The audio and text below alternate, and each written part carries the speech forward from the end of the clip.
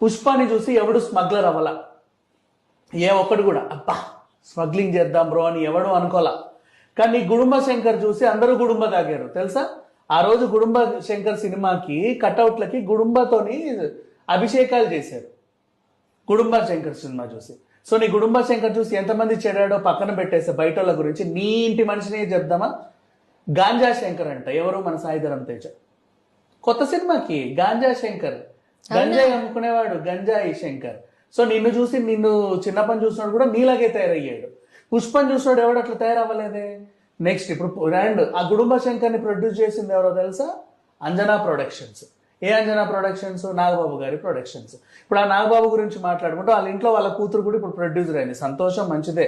బూతు సినిమాలు తీస్తుంది, నీకు అది ఓకే. అన్ని బూతు సినిమాలు ఆ పిల్ల తీసేది, అన్ని బూతు వెబ్ సిరీస్లే, అవి నీకు ఓకే. కానీ అల్లు అర్జున్ సినిమా నీకు నాట్